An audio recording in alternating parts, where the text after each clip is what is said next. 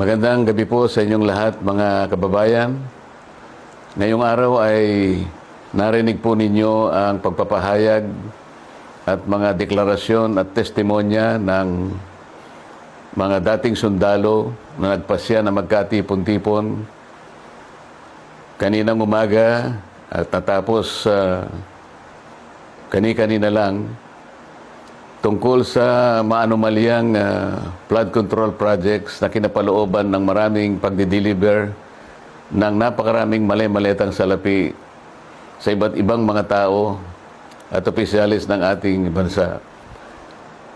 Yan po ang sinasalamin sana, mga kababayan, ng dapat na nangyari na inaakala naming huling pagdinig sana ng opisyal na Blue Ribbon Committee na aming sinet noong June 11, 2026. Hindi nga po natuloy yun, mga kababayan, dahil nung matunugan ng ibang mga kasama namin na kami magdadaos uli ng panghuling hearing na lang ng Blue Ribbon Committee, ay sinabi nila na mayroong security threat ang Senado at ang aming mga kawani ay sinabihan nila na mag-work from home na lang.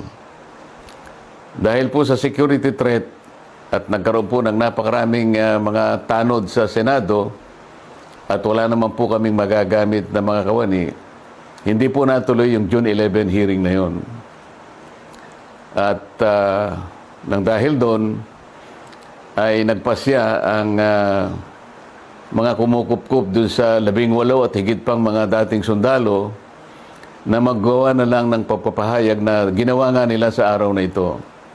Yan pong mga narinig nyo sa araw na ito ay siyang dapat na marinig po ninyo sa isang pagdinig ng Blue Ribbon Committee na ang representasyong ito ay matagal na pong itinalaga ang kanyang kakayahan na siya ang manguna na matukoy po natin ang mga taong nasa likod ng napakamalaganap at napakamalaking nakawan sa salapi ng bayan na ganap po sa kasaysayan ng ating republika. Nang dahil po dyan ay marami po ang nagkaroon ng galit sa inyong lingkod at ako po ay kinasuhan nga ng kahit mga imbentong mga kaso.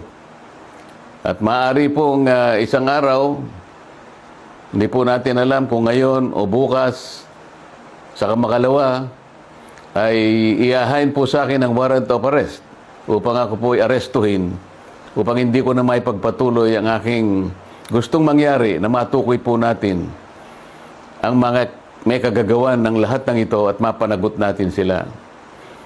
Pero wag po kayong mag-alala, kahit ako po ay kanilang maaresto at maipakulong, kagaya na po ng sinasabi ko, ay hindi po tayo titigil hanggat hindi po natin natutukoy ang mga taong ito dahil kayo po talaga ang dapat pagsilbihan namin. Interes po ninyo ito. Huwag kayong mawawalan ng loob at huwag kayong mawawalan ng pag-asa. Pansamantala lang naman siguro ang hindi tayo magkikita ng harapan. Ngunit dahil po sa ating pakikipaglaban, alang-alang po sa interes ng ating bansa, ay kailangan tayong magkaisa. Sa tulong po ng Panginoon Diyos, magtatagumpay din po tayo. Mabuhay po kayong lahat at sana'y araw-araw ang diwa ng ating pagkakaisa ay huwag pong mawala sa bawat isa sa atin. Salamat po sa inyong lahat.